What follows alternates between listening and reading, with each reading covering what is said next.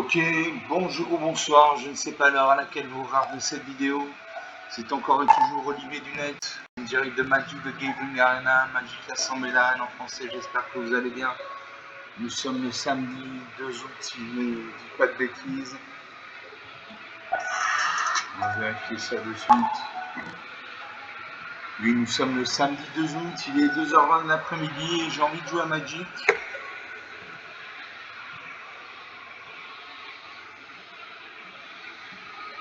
Comme tous les jours, c'est ma marotte, mon violon de vingre. C'est le jeu que je préfère.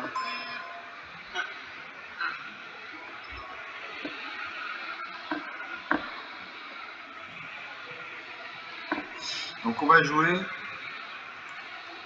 avec mon deck pirate.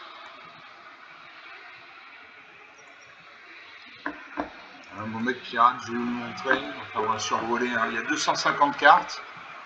Pourquoi 250 cartes? Parce que un deck classique de 60 cartes, on a toujours tendance à jouer toujours la même carte en premier, la même carte en deuxième, la même carte en troisième, une routine.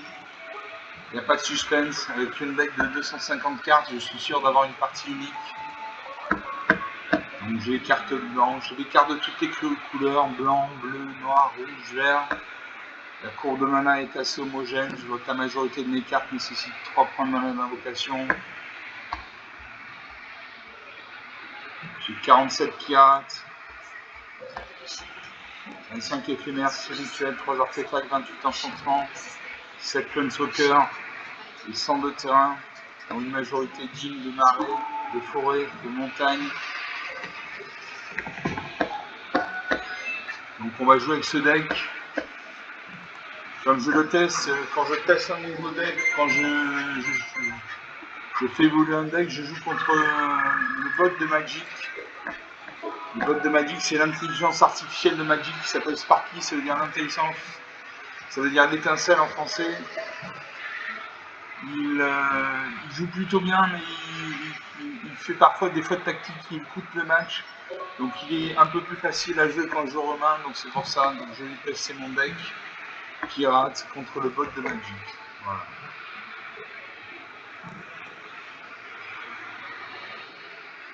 On va voir ce que ça donne.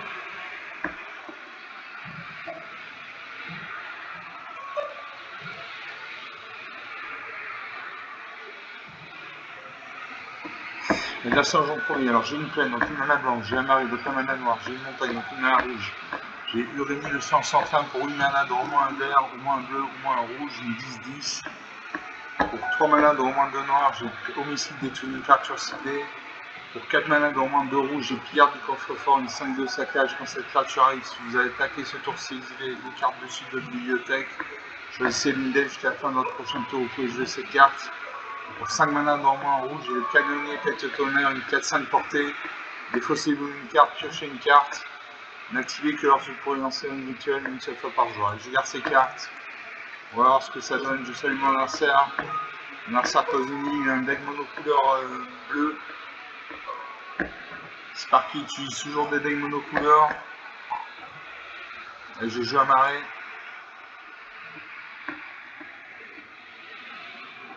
L'adversaire pose une deuxième ligne avec le Shaman Sanro, une 2-1.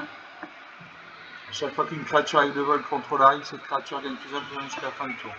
Donc j'ai fait le pari de piocher de la mana. On va voir ce que ça donne. J'ai un pioché Ugin, des tempêtes, un planeswalker. Là ça pose une troisième ligne avec le garde de l'île des boss, une 2-2 vol. Une attaque extra 3-2, 17 à 20. Je pose une plaine. Je peux jouer la proie du dragon. Je cible ça de 2.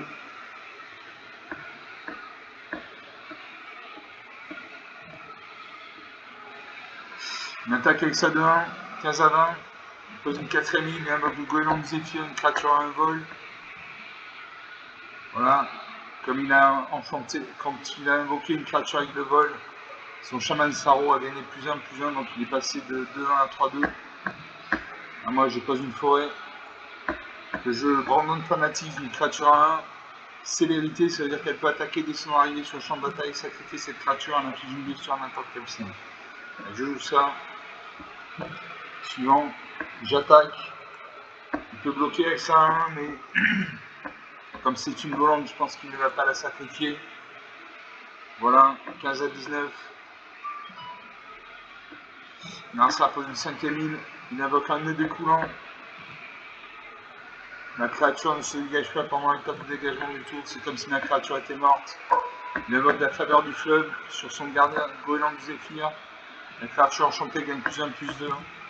Fait 4 points de dégâts, 11 à 19. Il me faut de la mana. Je peux jouer 6 fois 9 sanguine, 23. Chaque fois que cette créature attaque, chaque adversaire perd un point de vie, il gagne un point de vie.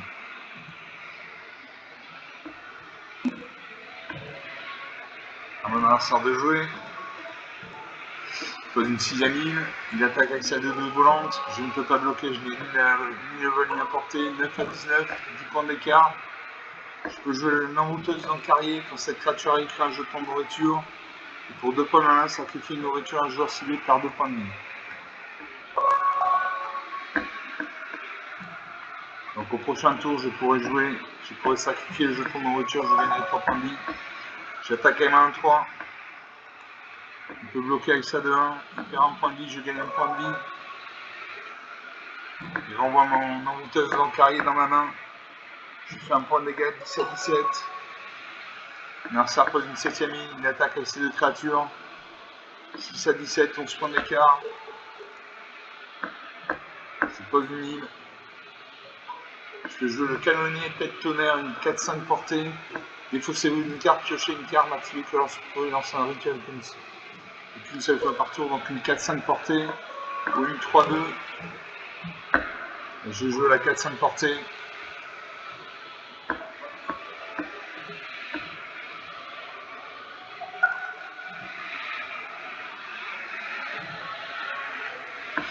Suivant, j'attaque avec moins de 3. Comme ma créature extérieure, chaque adversaire part un point de vie, je gagne un point de vie. Ces 2 créatures sont engagées, donc il ne peut pas bloquer. 7 à 15, 8 points d'écart. Narsa pose une 8e île. Je pose une montagne. Je joue la pierre du coffre-fort, une 5-2. Saccage, quand cette créature arrive, si vous voulez attaquer ce tour-ci, exilez les 2 cartes dessus de la bibliothèque. Choisissez une d'elles jusqu'à la fin de votre prochain tour. Vous pouvez jouer cette carte. J'ai l'envoûteuse dans le carré, une 3-2. Quand cette créature arrive, fait un jeton de nourriture. Alors j'ai une 3-2 ou une 5-2. Je joue la 5-2. Je sacrifie mon jeton de nourriture, je gagne 3 points de vie. 10 à 15.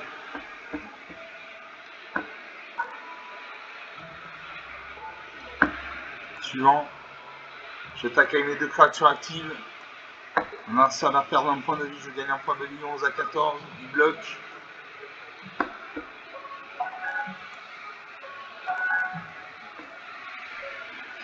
Deux de nos créatures sont mortes.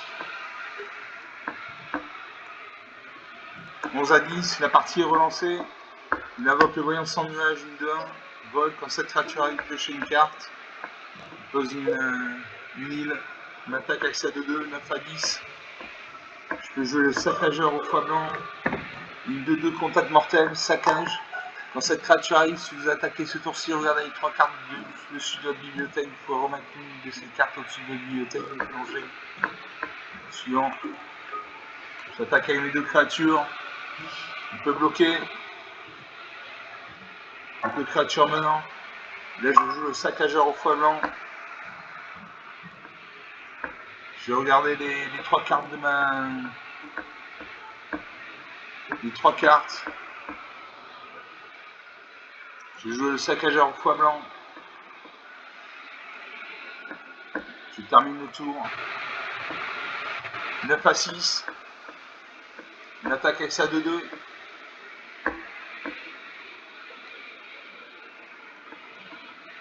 J'invoque l'envoûteuse dans le carrier, comme ça je crée un jeton de nourriture. Je sacrifie ce jeton, je gagne 3 points de vie. 10 à 6. Je n'attaque pas. Je garde ma 4-5 portée pour contrer sa 2-2.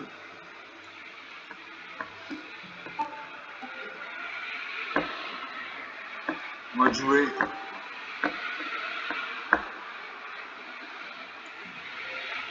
J'attaque avec ma 2-2 et ma 3-2. Ensuite, je joue le saccageur de fois blanc. Là, je peux jouer le saccageur au fois blanc. Je vais regarder les cartes dessus de ma bibliothèque. Je vais garder une plaine.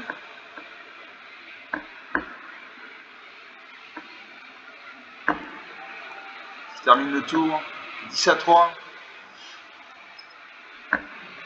Je pose une plaine. Je peux jouer Ugine, l'œil des tempêtes, un planeswalker. Il a 7 points de vie. Vous voyez en bas à droite, il y a 7 points de vie. Et suivant ses actions, il gagne une carte des points de vie. Quand vous lancez ce sort, exilez jusqu'à un permanent ciblé qui a au moins une couleur. Donc il n'y a pas de permanent, donc ça ne marche pas. À chaque fois que vous lancez un sort en couleur, exilez jusqu'à un permanent ciblé qui a au moins une couleur. Il gagne 2 points de vie. Quand je gagne 3 points de vie, je pioche une carte. Allez, je joue ça. Une très bonne carte très puissante.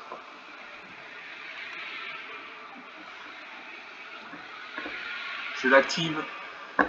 Je gagne 3 points de vie, je pioche une carte. Eugene gagne 2 points de vie, il a 9 points de vie. J'attaque avec tout, et là je finis. 13 à moins 6, 19 points d'écart, rien à dire. 12 minutes de jeu depuis le début de cette vidéo.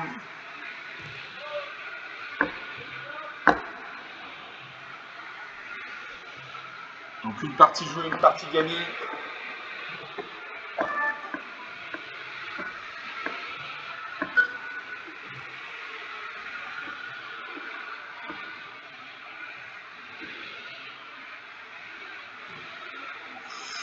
On va jouer une deuxième partie. Toujours contre Sparky. Alors le seul inconvénient quand vous jouez avec Sparky, quand vous gagnez pas de récompense. Vous gagnez des récompenses quand vous jouez contre des joueurs humains. Et contre Sparky, vous avez juste la joie de gagner une partie. Voilà. Donc on va rejouer, on va faire une deuxième partie.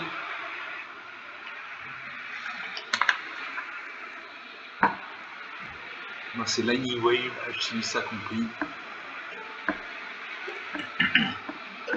L'adversaire joue en premier, alors j'ai une île, donc une mana blanche, j'ai 2 montagnes, 2 mana rouges. J'ai les calinières pour 2 mana dans un blanc. Sur une arme des embranles pour 2 mana dans un bleu. Région du fleuve marron pour 6 mana dans 2 bleus. Et canonnière pectoraire pour 5 mana dans 2 rouges. Je garde ces cartes. Je salue mon adversaire, même si c'est une machine. L'adversaire pose une montagne. Il a un deck monocouleur blanc, une monocouleur rouge. Sparky utilise toujours des decks monocouleurs. J'ai pioché une île, je pose une île, pardon. Au prochain tour, je pourrais jouer sur Ragneur, l'église en branle. Maintenant, ça pose une deuxième île, une deuxième montagne par contre. Il me fait un point de dégâts, 19 à 20. Il invoque le cadet de la rue d'état, une 1. À chaque fois que cette créature devient bloquée, crée un jeton de créature 1, blanche gobelin. Je pose un arrêt et je peux jouer la surlineur, l'église en branle, une 2, un flash. À chaque fois que vous lancez un sort pendant le tour d'un sort, mettez un marqueur plus influent sur cette créature. Alors ça pour une troisième montagne, il y a 3 points de mana. 3 points de mana, il fait les rassemblements gobelins, il crée 2 jetons gobelins 1. Il a une 2-1.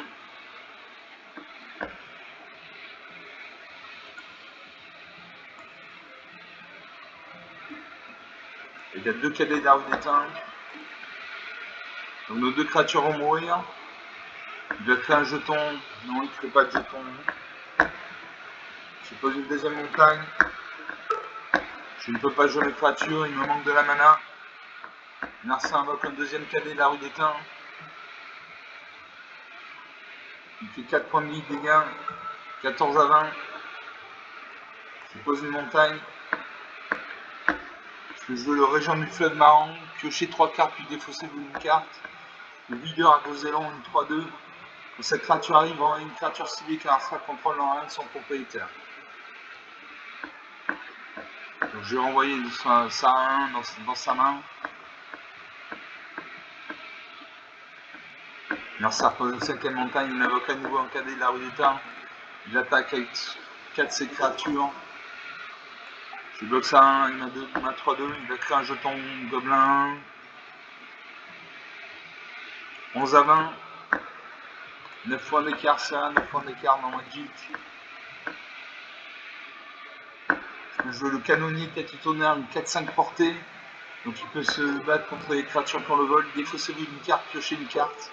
N'activez que vous pouvez lancer un rituel une seule fois par tour. Suivant. J'attaque à ma 3-2. S'il va bloquer, il bloque. Les 3 créatures meurent. Je termine le tour. 11 à 20. Il invoque le gobelin enragé, il a 1 célérité, il attaque avec ses 4 créatures. Il fait 4 points de dégâts. Il bloque ça 1, il a 4-5. Il me fait 3 points de dégâts. 8 à 20, 12 points d'écart. Je peux jouer le don primitif. Une créature très puissante. À chaque fois que vous lancez un sort de créature, créez un jeton de créature 3-3 vert bête. À chaque fois que vous lancez un sort de non-créature, mettez 3 marqueurs plus 1 sur une créature ciblée contrôlée. Touche terre à chaque fois qu'un terrain contrôle arrive, gagnez 3 points de vie. Donc je joue ça, une carte très puissante.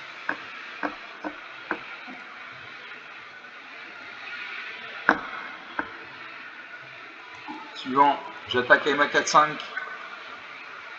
8 à 16, plus que 8 points d'écart. Là, ça pose une 7ème montagne. Il attaque avec ses 3 créatures, il fait 3 points de dégâts. 5 à 16, 11 points d'écart. Comme je pose un terrain, je gagne 3 points de vie. 8 à 16. Je peux jouer le fiduciaire humain. Quand cette créature meurt, fait un jeton de trésor. Regardez un jeton de trésor. Ou alors, région du feu marrant, piochez 3 cartes, puis défaussez-vous une carte. Allez, je joue ça.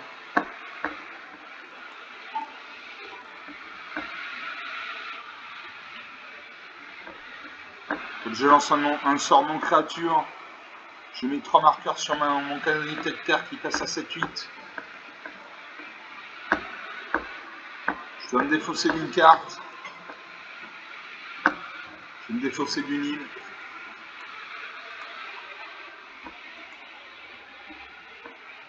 À moi de jouer. Je peux jouer une plaine déjà. Donc je ne peux pas jouer de plaine. Je peux jouer le fiduciaire humain. Quand cette créature meurt, regardez un jeton de trésor. Ou Van aspirant pirate du ciel. Créature légendaire, humain et pirate, célérité, donc elle peut attaquer dès son arrivée sur le champ de bataille. À chaque fois que Van attaque, crée un jeton trésor. Chaque fois que vous sacrifiez un trésor, Van attaque. Van gagne plus 1, plus 0 jusqu'à la fin du tour. Je joue ça. Comme j'ai invoqué une créature, je crée un jeton de 3-3 vert bête.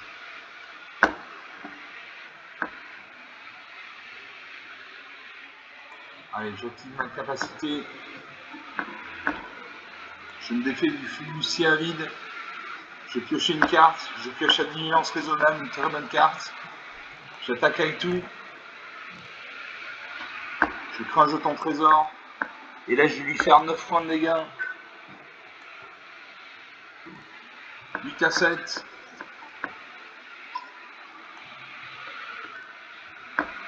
Là, ça pose une 8ème montagne. On passe aux attaquants. Ils n'attaquent pas. À moi de jouer. Je pioche un marais. Je pioche un marais. Quand je pose un terrain, je gagne 3 points de vie, 11 à 7. Et je fais jouer avec la lumière. 10 nuances raisonnables. Je joue 10 nuances raisonnables.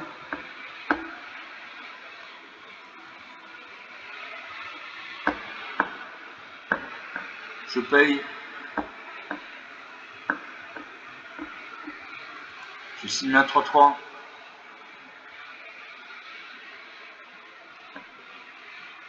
Voilà.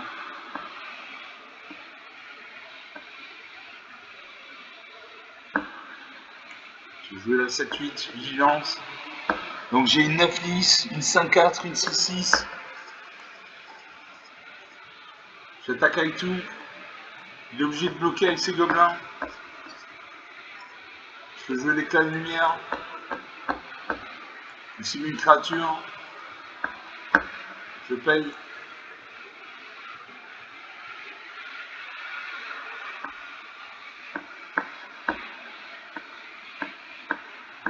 Comme j'ai lancé un sort non créature, je mets 3 marqueurs plus 1 sur une cartouche ciblée.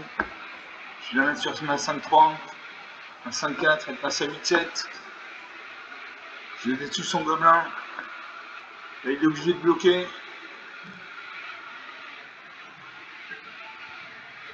11-1.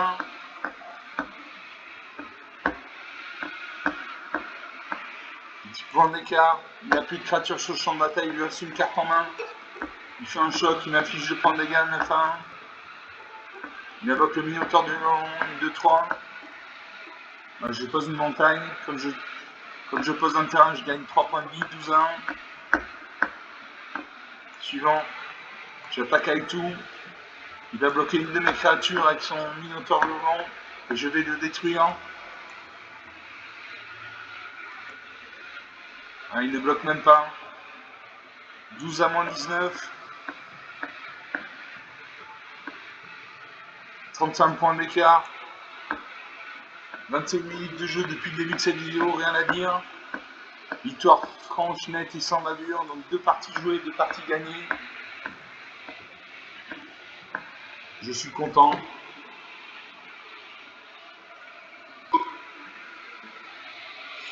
On va jouer une 3e partie. Je demande quelques secondes.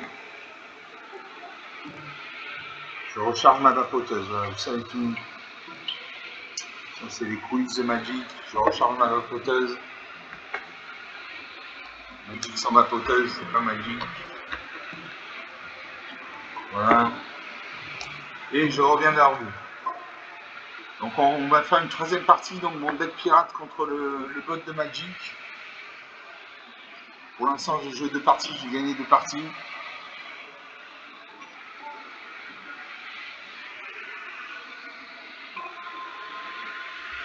L'adversaire joue en premier. Alors j'ai une plaine, donc une mana blanche, j'ai 2 montagnes, donc 2 mana rouges, j'ai coup de poignard pour 1 mana noir, une créature ciblée, également demande de choix pas du tout. Pour 3 mana dans moins 1 noir, j'ai Proc du dragon, détruisez une créature ciblée. Pour 6 mana dans moins 1 noir, j'ai Vipère, Putregueule, allez je fais un mulligan. Je pioche une île, donc une mana bleue, 2 marées, donc 2 mana noires, une forêt, donc une mana verte.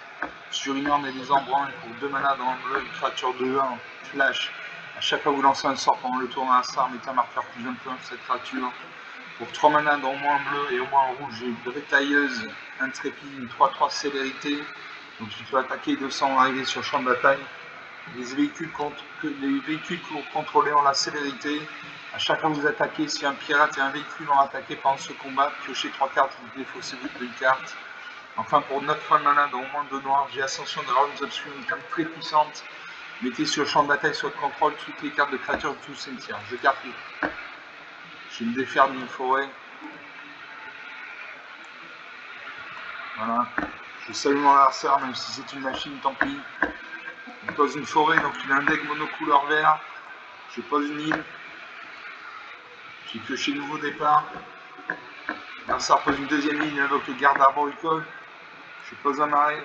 Je peux jouer le. J'ai nouveau départ. Cette créature va passer à -5. Donc elle ne peut plus me faire de dégâts. L'adversaire pose une 3e forêt, il invoque la Caryatide Divisaine, 1. Je pose un marais. Je peux jouer sur une orne et des embruns, une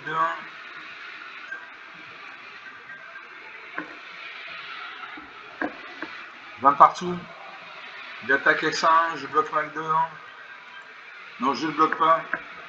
Parce qu'il me fait un point de dégâts. À chaque tour, il va me faire un point de dégâts. Je vais lui faire 2 points de dégâts. Donc je ne bloque pas. 19 à 20. Non, ça invoque un chasseur en mode de balotte, une piétinement. Je pose une montagne. Là, je peux jouer le Bretailleuse intrépide, une 3-3 célérité.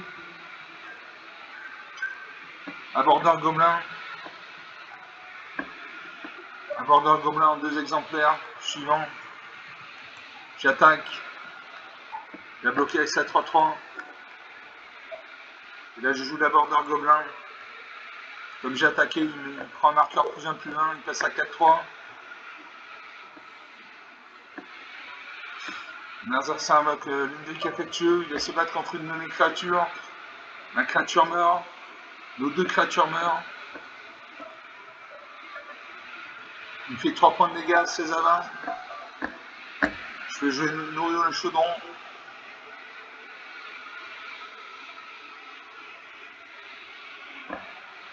Un border gobelin. Allez, je joue ma 3-3.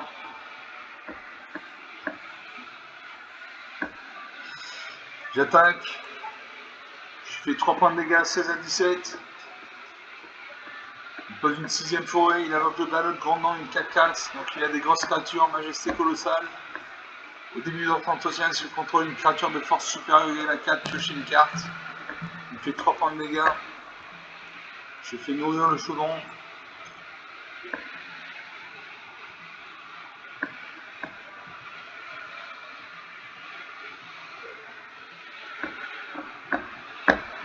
Je joue la border gobelin.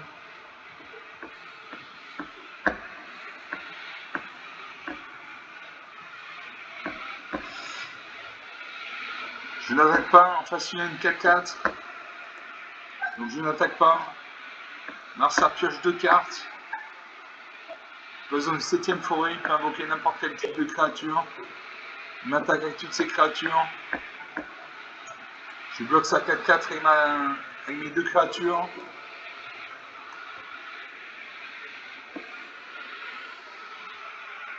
Je booste sa créature à 5-5. Moi je vais jouer nourrir le chaudron. Je vais détruire son Edgar guerrier. Je détruis son caractère division. Je crée un jeton de nourriture. 9 à 17, 8 points d'écart. Il invoque le ballot grandement à nouveau. Il fait 6 points de dégâts.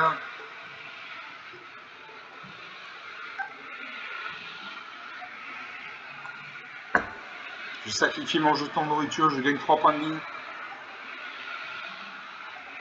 9 à 17.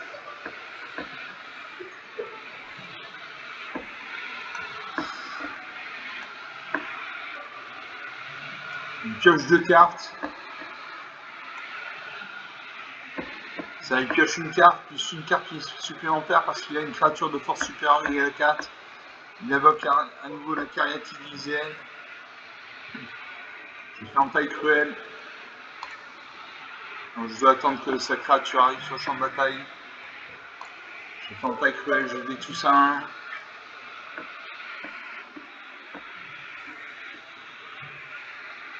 Il va me faire 7 points de dégâts.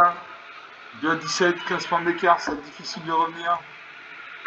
Je peux jouer l'appel inspirateur. Piocher une carte pour chaque créature contrôlée avec un marqueur plus important sur elle. Ces créatures acquièrent l'indestructible jusqu'à la fin du tour. Ça ne servir à rien. Et je vais mourir. Voilà, je meurs. Moins 5 à 17, 22 points d'écart, rien à dire. 29 minutes du jeu depuis le début de cette vidéo. Il avait des créatures relativement fortes. Donc 3 parties jouées, 2 parties gagnées.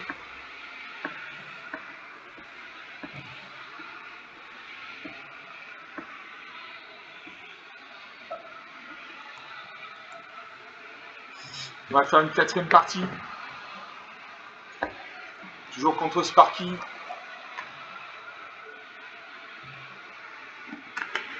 Ça veut dire l'étincelant en français. Je commence. Alors j'ai une plaine, donc une mana blanche, j'ai une mana bleue. J'ai le deuxième cochon pour 2 points de mana. Une 2-3. J'ai le cristal vivant pour 4 mana, donc 2 blancs.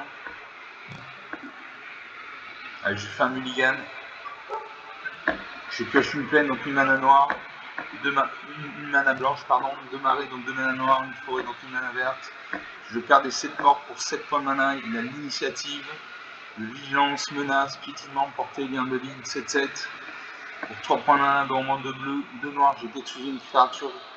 Tue du héros, détruit une cible, créature planeswalker. Et pour 6 mana, dont au moins un vert, j'ai donc primitif. Une créature très puissante, je garde ces cartes. Et je vais mettre de côté une plaine. Je je n'ai pas de carte blanche. Je salue mon adversaire, même si c'est une machine. Je pose un arrêt. Dans le tour, je pourrais jouer la chute du héros. L'adversaire invoque le mur des runes. Un mur, c'est une créature qui a 0 en force et 6 points d'endurance. Dans ce cas, il a 0 points de force et 4 points d'endurance, donc il faut lui faire 4 points de dégâts pour le détruire. Je pose un deuxième arrêt.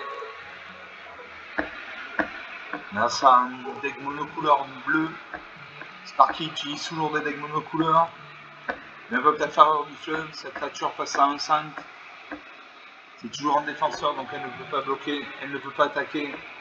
Et là, je fais chute du héros. Je détruis son mur. Il n'y a plus de créatures sur le champ de bataille. Narsa pose une troisième ligne, il invoque la voyante sans nuage, vol de 1. Il pioche une carte. Je vais faire un stand en ligne, une créature gagne. Si vous également demande jusqu'à la fin du tour, vous gagnez 2 points de vie. Je cible ça de 1, elle meurt. Je gagne 2 points de vie. 22 à 20. La partie n'a toujours pas commencé. Narsa pose une quatrième ligne. Il invoque les criolets, il pioche 2 cartes.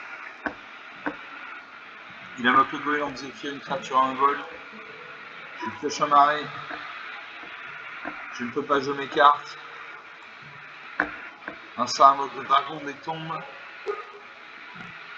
Les autres créatures avec le vol contrôlé gagnent plus 1 plus 0. Donc il m'a fait 2 points de dégâts, 20 partout. J'ai que jouer l'assassin à lame d'une lame, à lame d'agate, pardon, il y a un 3. À chaque fois que cette créature attaque, le joueur défenseur par un point de vie gagne un point de vie. Allez, il faut de la mana là. Alors ça fait un nœud découlant. Ma créature ne peut pas se dégager, c'est comme si elle était morte. Il attaque avec ces 2 créatures, il fait 5 points de dégâts. 15 à 20. Je ne peux toujours pas jouer mes créatures. Alors ça pose une 7ème ligne, il peut invoquer n'importe quel type de carte. Il invoque le céphaloprophète, une 3-3. Il doit avoir les 2 cartes de sa bibliothèque, de sa bibliothèque. Il attaque, il me fait 5 points de dégâts. 10 à 20. Allez, damana. Pas de mana. Je manque de terrain. Ce coup-ci, il va m'infliger 8 points de dégâts. 2 à 20, 18 points d'écart. Je pioche un marais.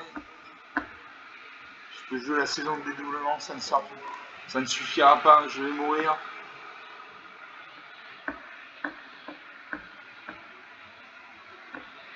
Alors ça pose une 9ème ligne.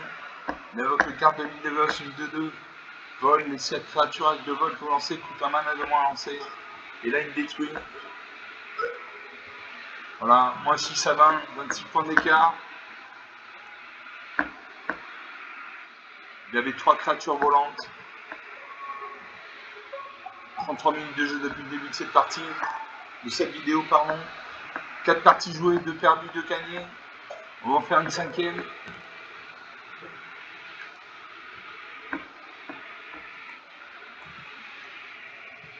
Toujours contre le bot de Magic, l'intelligence artificielle.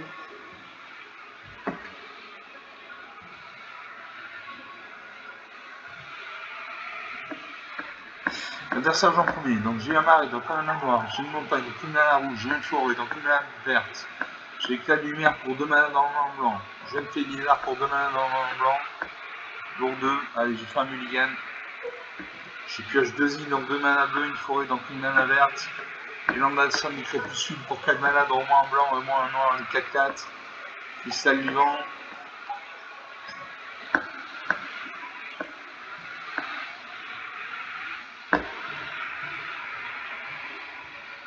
Allez, je garde 6 cartes. Je vais mettre de côté une forêt. Voilà, là j'ai fait le pari de piocher de la mana bientôt, voilà. Je pose une plaine.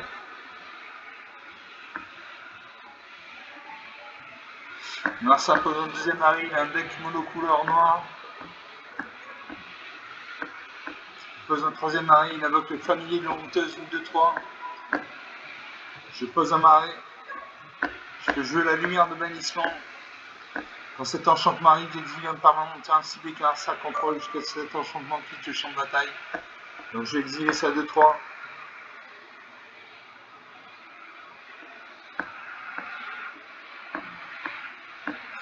Voilà, ça invoque la valeur sauvage d'un vol. Au début de notre étape de fin, ça va faire du point de vie ce tour-ci, mettez un marqueur plus 1 sur cette créature. Je pose une montagne. Je peux jouer Elanda, 5 du crépuscule, une 4-4 qui vient de vie. Ou pour terrain, une 3-4. Chaque fois que cette créature au point de l'artefact contrôlé arrive, chaque adversaire perd un point de vie et gagne un point de vie. Ou effort de guerre, les créatures contrôlées. Et j'ai joué le pont de terrain.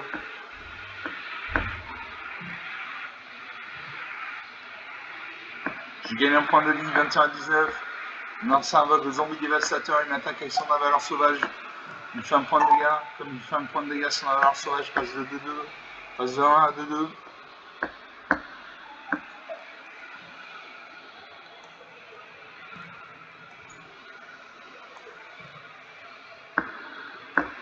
Je joue le cristal vivant, comme ça je gagne 2 points de vie. 22 à 18. J'attaque. Est-ce qu'il a bloqué? Il ne bloque pas. 22 à 15, 7 points d'écart. C'est rien 7 points d'écart dans Magic, ça peut être récupéré en 2 tours. Il invoque le volant Corvois de 2. Il m'attaque avec ses 2 créatures, il me fait 4 points de dégâts. 18 à 15. Comme il a fait des points de dégâts, son valeur sauvage passe de 2-2 à 3-3. Moi je peux jouer effort de guerre. Je peux jouer Lambda 5 du crépuscule. Une 4-4. Bien de vie. Défense charismatique contre les adversaires. J'attaque avec ma 3-4. Il peut bloquer avec sa 3-3, mais sa 3-3 va mourir. Il ne bloque pas. 18 à 12. 6 points d'écart. Rien n'est joué. Il pose une 4ème marée. Il attaque avec ses 3 créatures. Il fait 7 points de dégâts. Je bloque. Je bloque ça 2-2 avec ma 4-4. Il va peut-être booster sa créature. Il booste sa créature. Les 2 créatures vont mourir. 21 à 12. Je joue l'effort de guerre. Les créatures contrôlées gagnent plus 1, plus 0. A chaque fois que vous attaquez, créez un jeton de créature en rouge guerrier engagé attaquant, sacrifiez-le au début de notre étape de fin.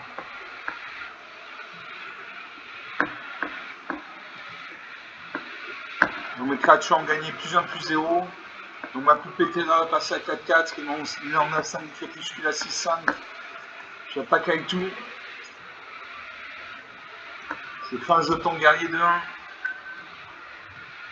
Et mon Armor, 33 points de vie à 0. 38 minutes de jeu depuis le début de cette partie. J'avais une grosse carte. Donc 5 parties jouées, 3 parties gagnées. Donc mon deck est validé. On va rester là pour cette vidéo. Je n'ai pas envie de vous faire des vidéos d'1 heure ou de 3 quarts d'heure. Donc j'espère que vous aurez apprécié ces vidéos, elles étaient intéressantes. C'est parti. Vous pouvez lâcher des pouces bleus, des j'aime, des likes, des commentaires. Vous pouvez par exemple mettre en commentaire la durée que vous aimeriez avoir pour mes vidéos. Une demi-heure, 3 quarts d'heure, 1 heure.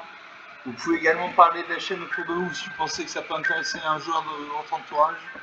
Je vous salue, je vous remercie, je vous dis à très bientôt.